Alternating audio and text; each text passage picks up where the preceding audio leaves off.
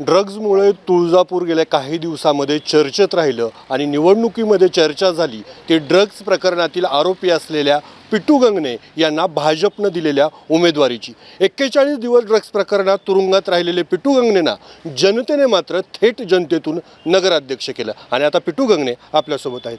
खरं तर ड्रग्ज प्रकरणात तुमच्यावर आरोप झाले, तुम्ही त्याबद्दल तुरुंगातही गेलात, मात्र जनतेनं तुम्हाला थेट नगराध्यक्ष केलं, काय भावना आहे? नाही, मी ही गोष्ट मान्यच केली होती.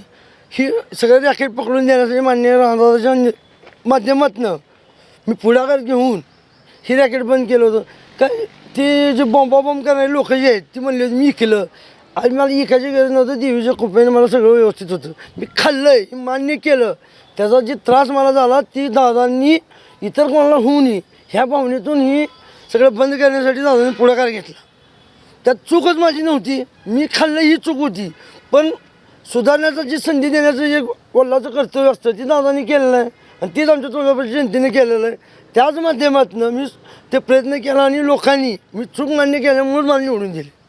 खरं तर ह्या प्रचारामध्ये प्रचंड टीका झाली, प्रचंड मुद्दा गाजला, मात्र तुळजापूरकरांनी मात्र पाठीशी तुमच्या खंबीर उभे राहिले.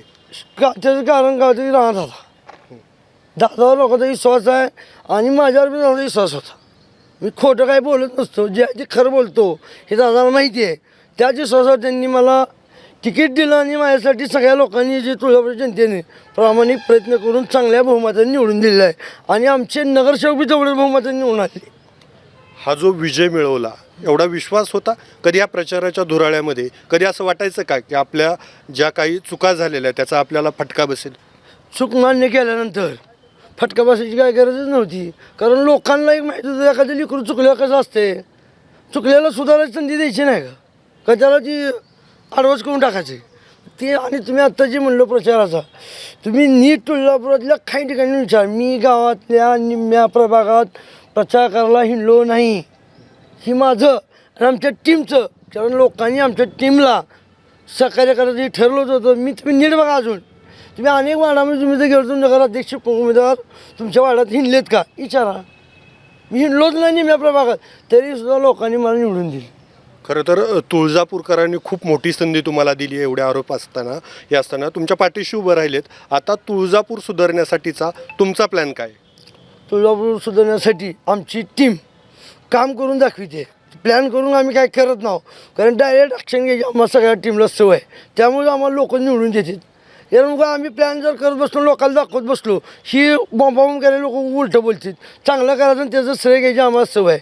त्यामुळे जोपर्यंत आम्ही चांगलं काय करणार नाही ती जनता पुढल्या वेळेस आम्हाला त्यातनंच आम्हाला श्रेय देणार आहे. काम चांगलं करायचं एवढं आम्हाला माहिती. तुळजापुरातलं जे नशा असेल, अवैध धंदे असतील, याच्यासाठीचा पिटू गंगणेंचा ॲक्शन प्लॅन काय? एक सांगतो की मी आता मग एक सांगितलं आहे की आमचं म्हणणं एकच आहे. ही जसं मी निवडून आलो आहे तसं आमच्या विरोधातले की काही उमेदवार निवडून आलेत, त्या बोंबाबोंब करणाऱ्या आमदारानं आणि त्या खासदारानं ह्यांची हिस्ट्री तपासायची, ह्यांचे धंदे काय बघायचं, ह्यांच्या जिथं निवडून आलेत ह्यांचे उद्योगधंदे आधी बंद करावे आणि मग आम्हाला बोलावं. पण त्यांनी नाही बंद केले तर आम्ही स्वतः टीम, मी तर पेटू गंगणे एकही तुळजापुरात 2 नंबर धंदा चोल देणार नाही. आता याच कालावधीमध्ये काही वादही झाले, गोळीबार असेल, हल्ला, ह्याच्यामुळं बी टीका झाली. हे काही असे वाद व्हायला नको? वादच झाला नव्हता. ती काय झालं होतं नेमकं? किरकोळ बाचाबाची होती ती कायम सवय समोरच्या माणसाला. जी ज्यावेळेस ती त्यांनी आधी तुम्हाला काय तर बोललं पराभवाच्या छायेत असली त्यांनी कायम ह्याला कालाव करायची सवय. आणि आमचा तिथं निष्कृत कामाबद्दल आमची तिथं गेलो होतो, आम्हाला कार्यक्रम फोन केल्यामुळं त्याचा राग आला. कारण ती सगळ्याला सवय आणला आपलं ठेवायचं झाकून, लोकांचं बघायचं वाकून, ह्यांचं बघायला गेलं की राग येते, दुसरं काय झालं नव्हतं. तर हे आहेत तुळजापूरचे नवनिर्वाचित नगराध्यक्ष. तुळजापूरमध्ये एकही अवैध धंदा सुरू राहू देणार नाही असा त्यांनी विश्वास केला आहे आणि जनतेनं सुधारायची संधी दिली आणि तेच जनता आपल्या पाठीशी असल्याचं ते म्हणतात. अप्पासाहेब शेळके, एबीपी माझा, धाराशिव, तुळजापूर. एबीपी माझा, उघडा डोळे बघा नीट.